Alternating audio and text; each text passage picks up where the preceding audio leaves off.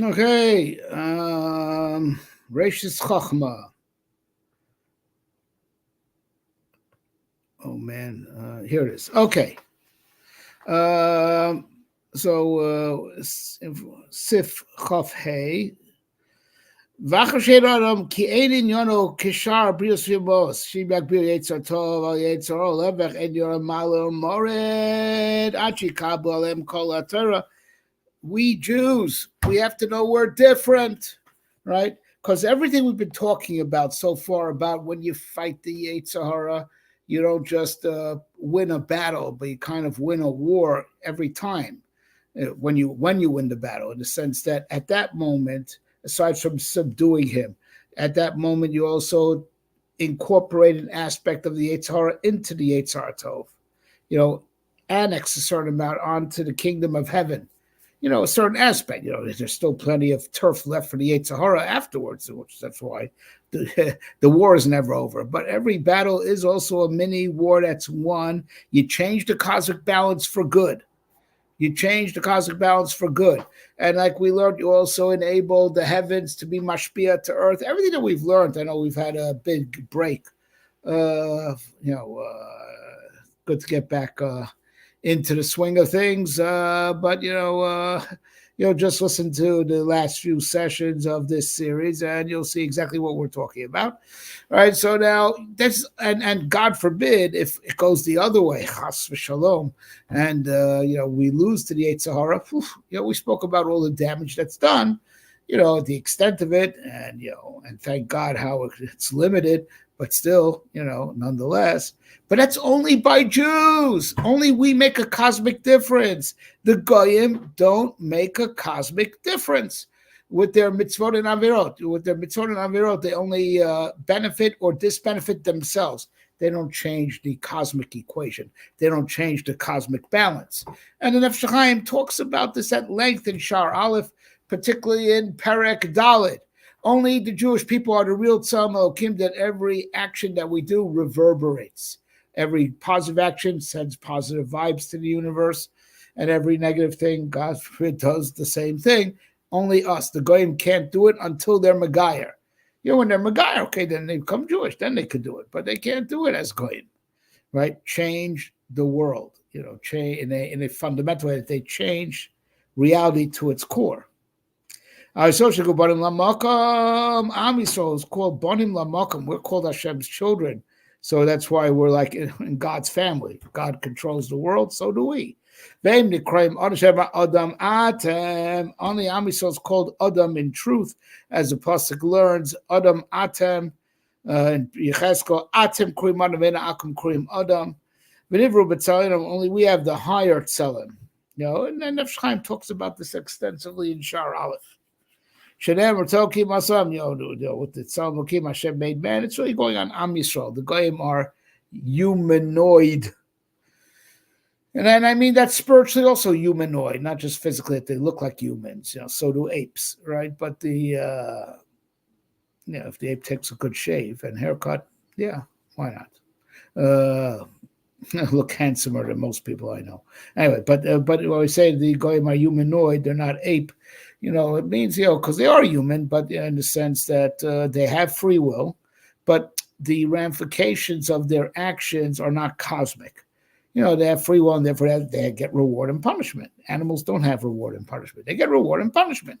But their reward is a lot less because they don't make the same cosmic difference we do for the good.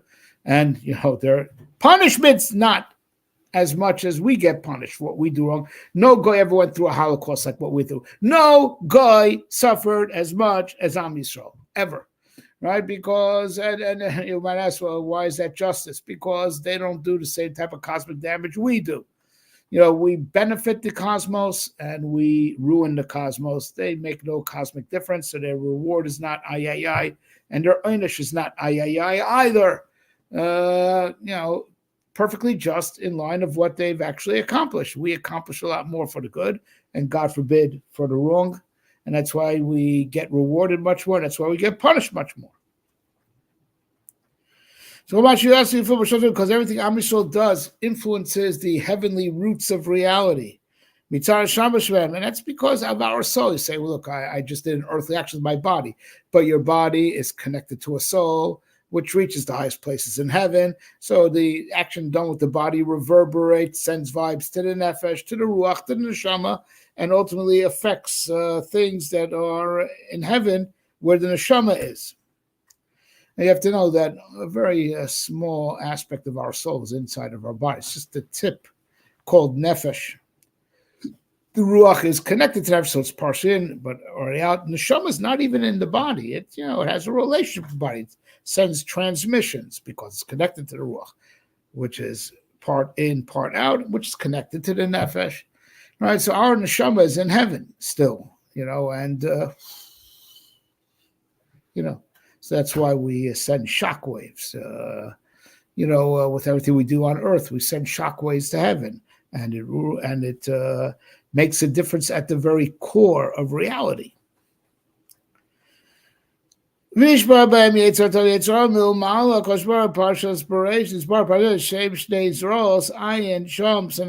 another thing that if you make a cosmic difference for the whole world, you certainly make a cosmic difference for yourself. Everything else, so whatever you do reverberates in heaven. So, like, let's say you do a good deed, you send a vibe, and it's going to, so the good deed will attract other good forces like a magnet. So the good deed reaches heaven, and it's going to attract to it good energy, which becomes it enhances your Yetzar Tov, your right arm, right? Call your Yetzar Tov like your right arm. But negative deeds are going to attract negative energy, and it's all going to filter back down to you, and it'll be like your left arm, your Yetzar Ra, right? So everything we do, aside from changing the world, it certainly changes ourselves. It changes our personal cosmic balance. How much Yetzar Tov do I have? How much Yetzar Ra do I have?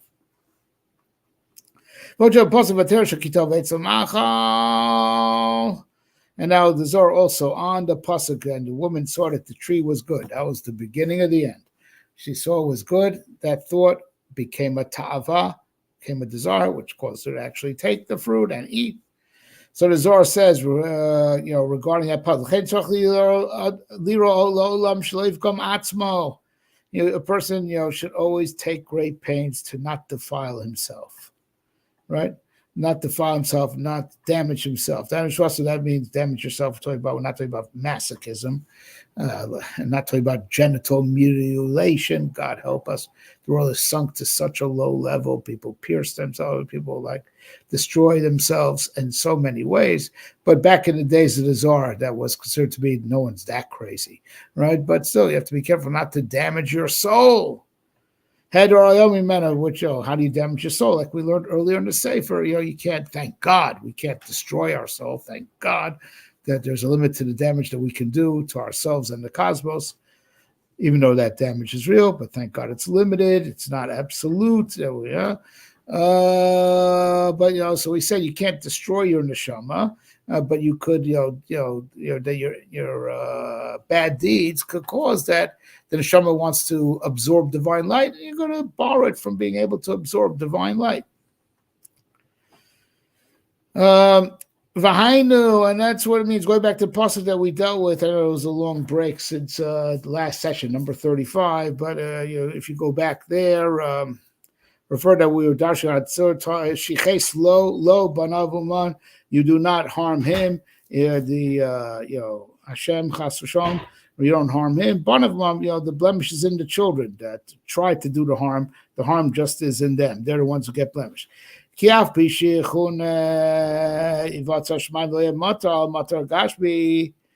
so now even though, let's say we, the Torah literally, when it talks about the onshim that you get, so it gives for an example that we read in Kriya Shema twice a day, right? You do sin, it's going to stop it's going to block the heavens, and there's not going to be rain, right? So now, of course, the Pashup Pshat is al matar gashmi, on the physical rain.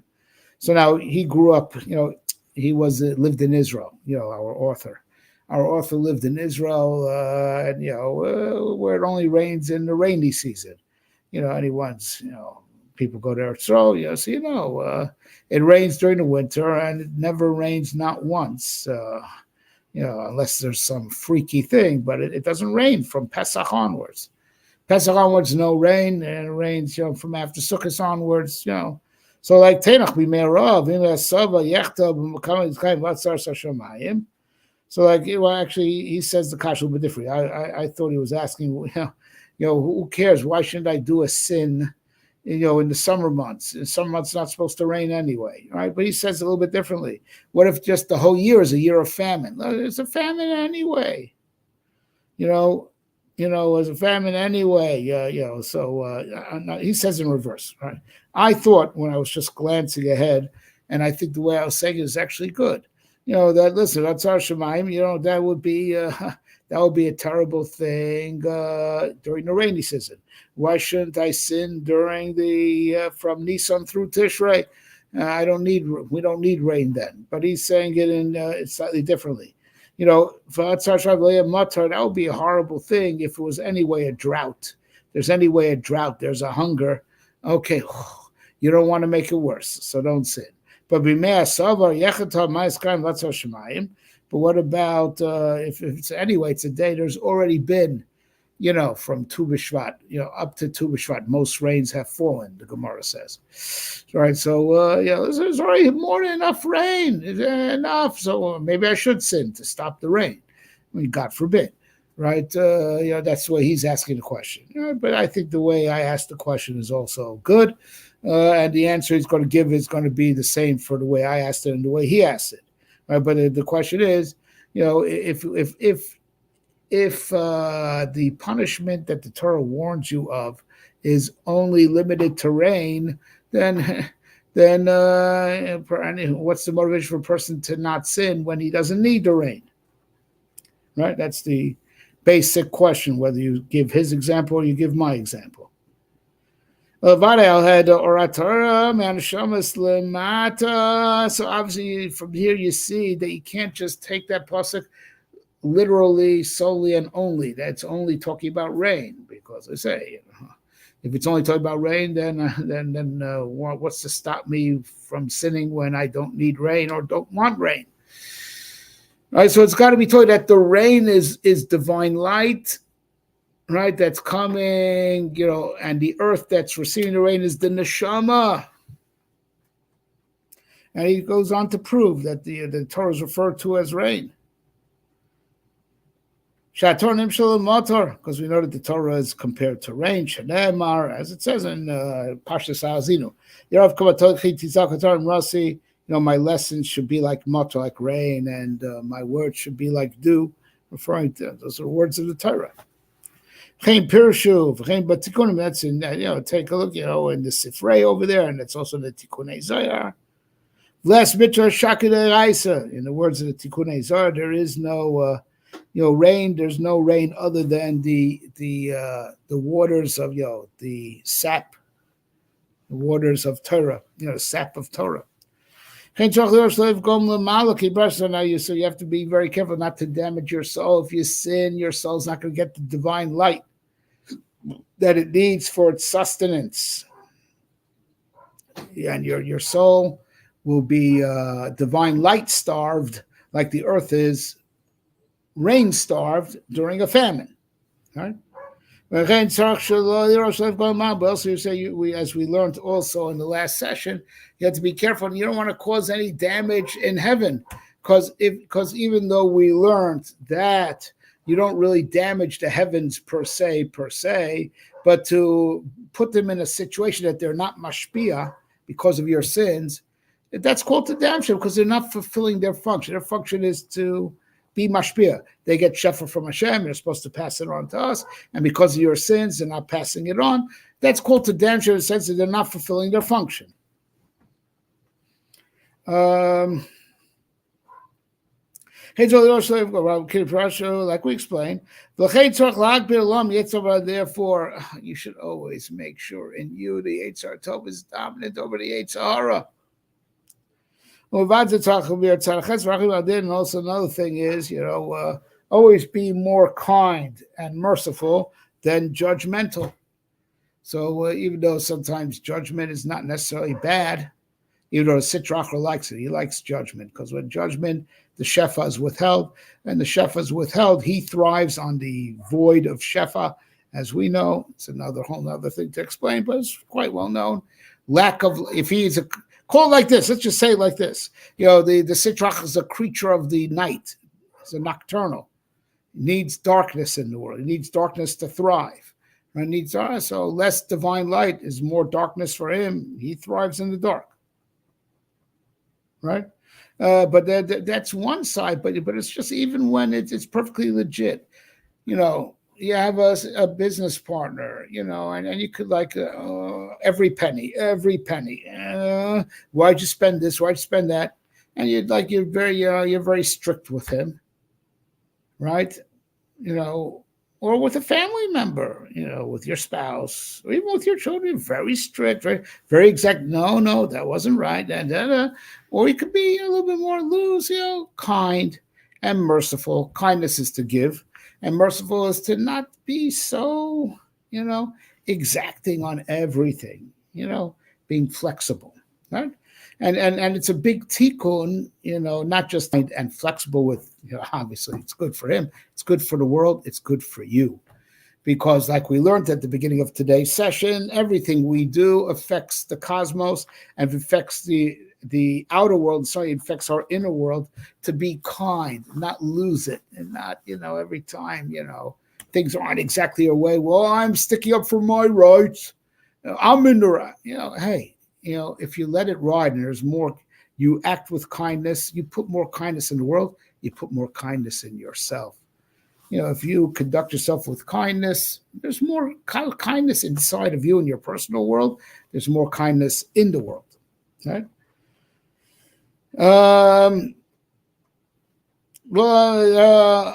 Right. You always have the tzara by being nice and doing kindness to others. So because after all, look at it this way. Being kind and being flexible comes from the Eitzar Tov. It comes from the Eitzar Tov, right? It's Eitzar Tov driven. Shutzah Chesed, because the Eitzar he's the one who pushes Chesed. The Eitzar doesn't want you to do Chesed. The Eitzar does not want you to do Chesed. The Eitzar, because Chesed is goodness. He doesn't like goodness. Okay. Now you might ask, and it's a serious question. Look, don't the liberals who are totally evil, the leftists, are they pushing for welfare? What, buddy? They're doing it with your money. They don't take money out of their pocket. It is all taxpayer money. They're stealing. Their kindness is stealing. Right? They're kind with your money. Climate change. They want you to drive an electric car. Right? They take their private jets.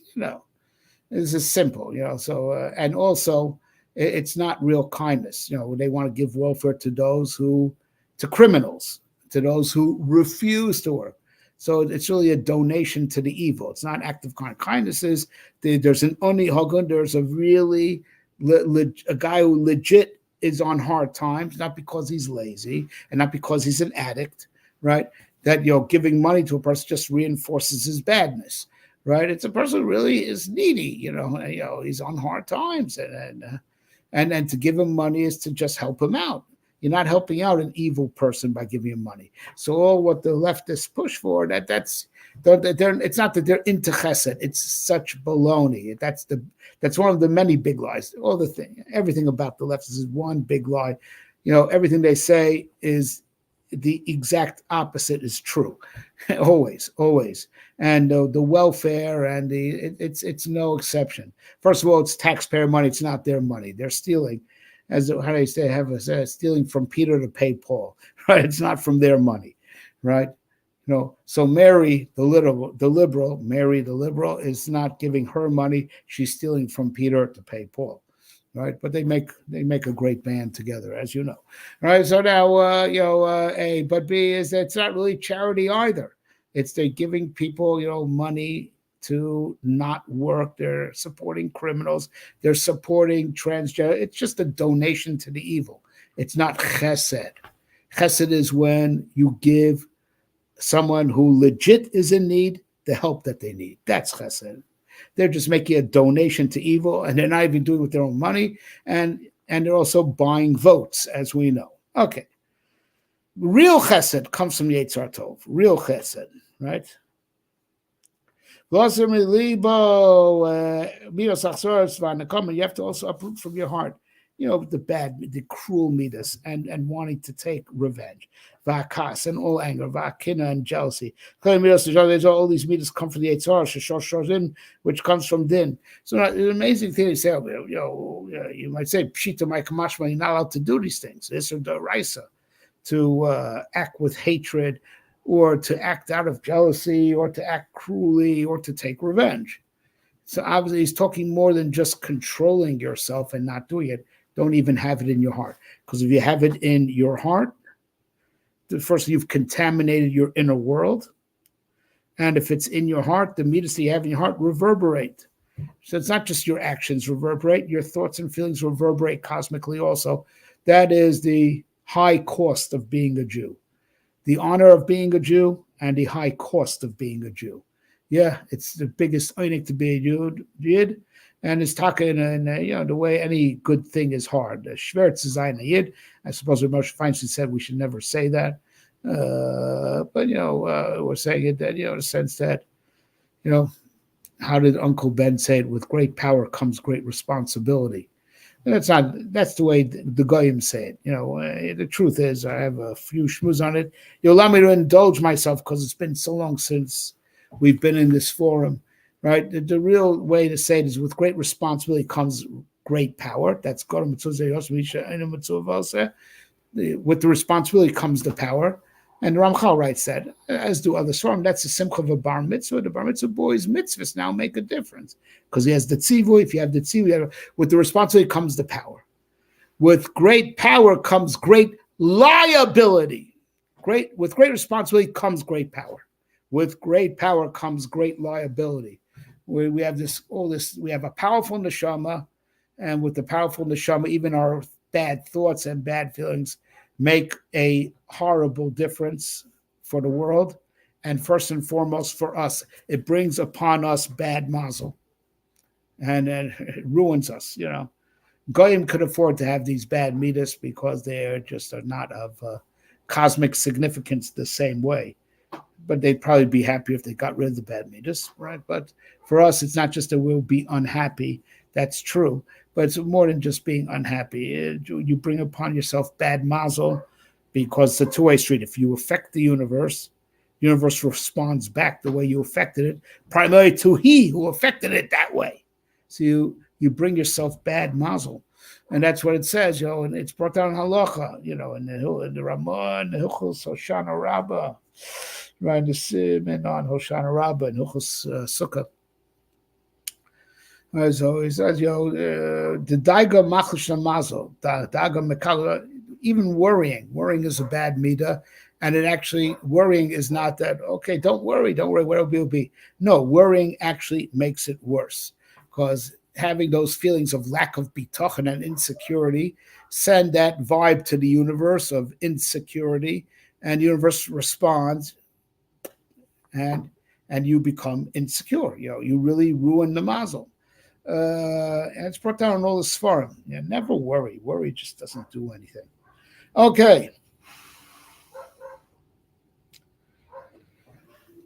V'derech knias adam ayira belibo shiachnia klipus v'yagbir yetzar tova yetzar, a way for a person to acquire fear of God in his heart. We all want it, but how do we just acquire it? So first of all, you have to fight milchemes, so be in a war. You got to be at war with the sitrach, with the klipus, and constantly work to make your Yetz Tov dominant over Yetzirah. Limdanu Moshe Rabbeinu b'parashas V'atisov Hashem L'ira.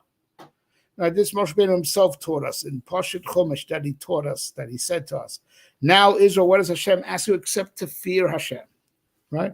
Sha'amar, but now the pasuk goes on. What he defines: if you fear Hashem, if you just fear Hashem, therefore what? Therefore what? You will like circumcise the this foreskin of your heart doesn't mean the Yetzer Hara. That's the foreskin of the heart. That's the Orla.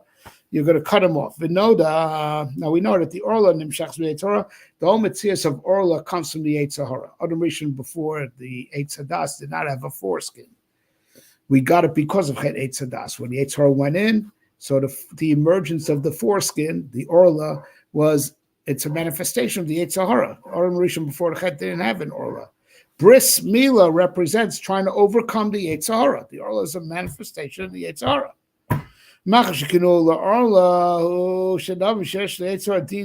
Oh, so now if we find throughout Tanakh that Orla, the Nevi'im already use Orla as the mashal for the Yetzer Hara. So we have to learn more from the laws of Orla. Orla is not just the foreskin we cut off. Orla is also the fruits of the first 3 years of a tree's life. So the first 3 years, can't eat. It's arelim. That fruit is evil. Can't have the fruits of a tree even in Chutz La'aretz. We paskin Orla and Chutz La'aretz also. I think it may even be Dorais and Chutz La'aretz as well, but I don't know. But I know there's Orla even in Chutz La'aretz. Right, so and you have to be very careful for those who are doing gardening and they have a tree transplanted, a transplanted tree, unless it was transplanted with a huge amount. Ask your local rabbi how much. Unless it came with a huge amount of land, that it was previously grown in. If it's just stam transplanted with a little feedback of soil just to keep it from dying, it reset. And as soon as you transplant it into your garden, the 3 years start from zero.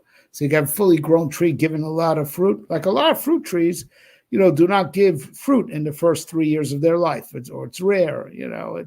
Some trees really need to mature before they give fruit. Right? But you can have a full-grown tree that's full of fruit, and because you transplanted it, hit the reset, and all that great fruit of a really big, strong tree is all Orla for another 3 years. So I'm warning the people who do gardening to be mindful of this. All right. So the first 3 years of the fruit are called Orla.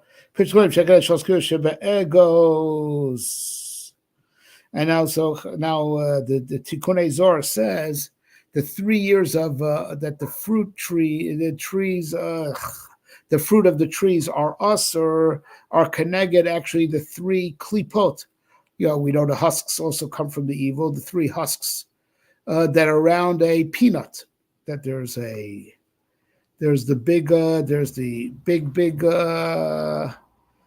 shell, and then there's the little peel, and then there's the fruit itself. I don't know if it's the peanut that which they call the egos per se, but I guess a lot of types of nuts are called egozim. And so supposedly there are actually 3 peels that you have to get through. Vinoda shekdei lechol moach egos shabar klipos. In order to eat the inner, which is edible, you got to break through the peels. Lachen neviim b'chutz la'aretz. Therefore, the prophets in chutz la'aretz,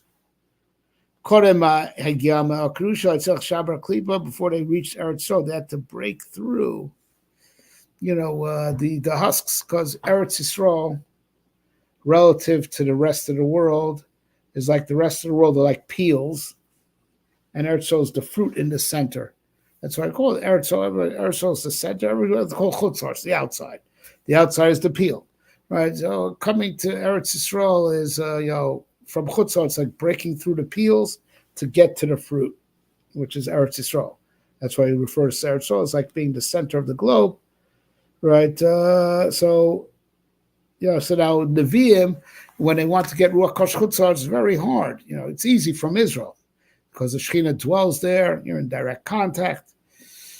The Nevi'im, before reaching the Kedusha, it's a Shabar Aklipa. Right, you have to break through the husks. And that's referred to Yechezkel, who lived in Bavel.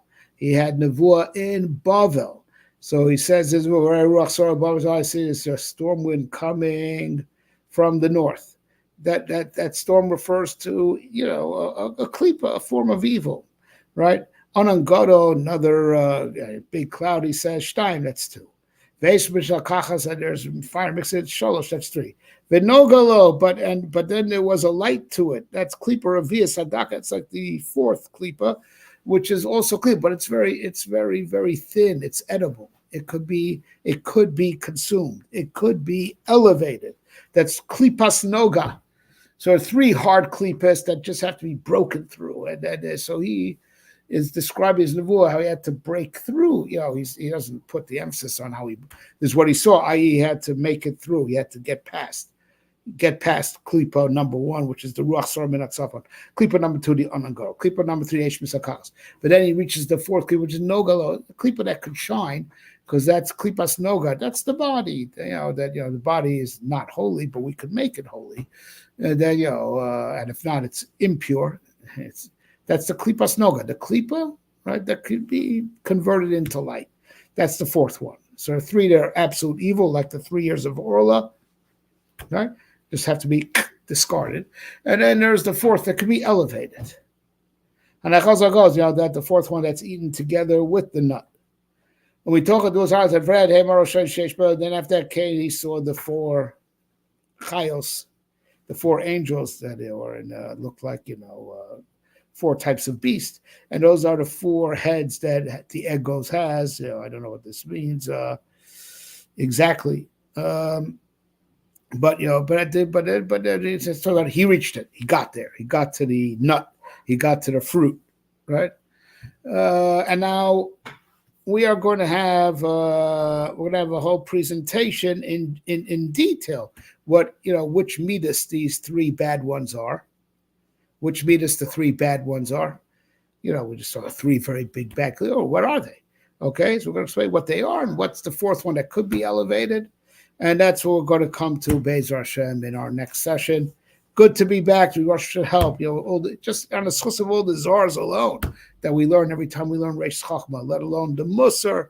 So it should be mashpi on us to do tshuva shleima, Yerushalayim, and we'll be making ourselves me'afar, and we should get out of this golus barachim imamish tekef umiyad.